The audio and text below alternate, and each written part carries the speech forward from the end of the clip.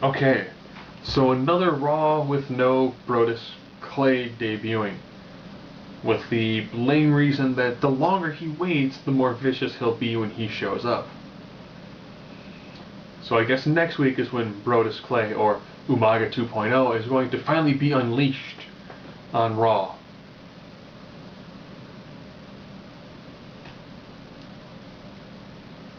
So I guess then it'll be a little while before he destroys everybody and then is squashed by John Cena in a main event match.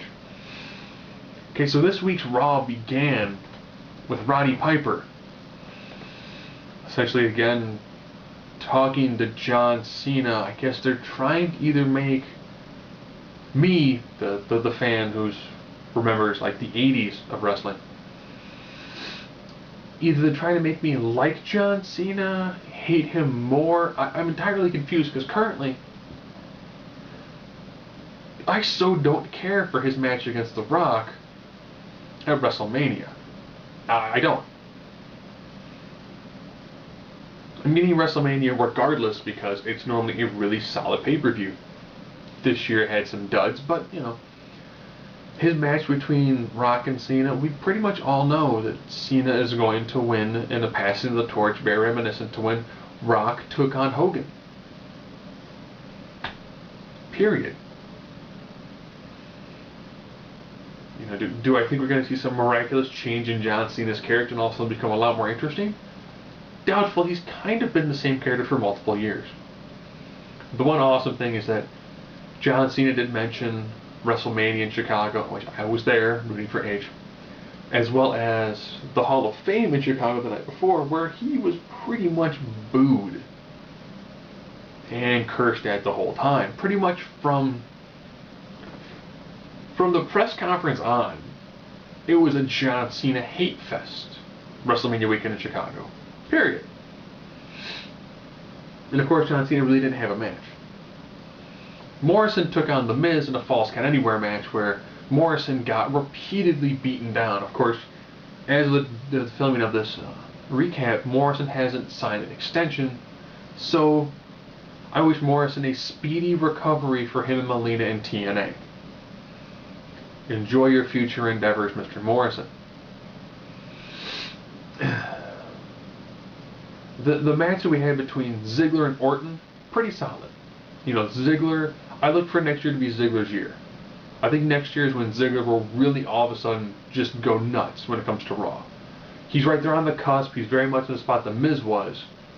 It's a little bit more, and he's just going to go over like gangbusters. The Divas had a tag match, and I think Alicia Fox won. The only part that I actually truly remember of that whole thing was the run-in done by Natalya and Beth Phoenix. They actually ran to the ring, did a loop, and left. That was brilliant. That was more entertaining than watching, I think the Bellas took on K2 and whatever. Swagger and Ryder. Nice match with some miscommunication, which allowed Ryder to get the victory. Ironically, when Swagger first was for a Swagger out, he tripped over Ryder. That's why he had to do it again for the finish. Not bad, you know, all in all pretty decent. The Punk Del Rio match, Punk and Del Rio has some pretty decent chemistry. All in all, that was a pretty solid match. I, of course, was missing, I really wanted to see, you know, the elbow drop off the top rope, but the nice thing about Punk is you don't see all of his moves in a match. You know, he actually throws in enough variation that you actually get to see, you know, something else thrown in there. And to be honest, you know, the Raws between Survivor Series and the Royal Rumble always seem to be just really, really poor. I discussed with a buddy of mine. It's like, you know, the past couple of Raws have just been, they've had some good wrestling matches, but the time between is just random poor filler. I really don't care about Mick Foley really hyping the absolute crap out of tomorrow's SmackDown. I thought the Bryan Daniels, Michael Cole little bit in the ring, pretty solid. You know, I'm liking a pseudo crazy Daniel Bryan. I'm gonna beat you because that's just what I'm gonna do. And if I don't beat you, I'm gonna do my best to do whatever I can to defeat you. It works great. As you might know, R-Truth was wellness last week. Actually, he was wellness before Survivor Series. That's why they broke up Awesome Truth last week.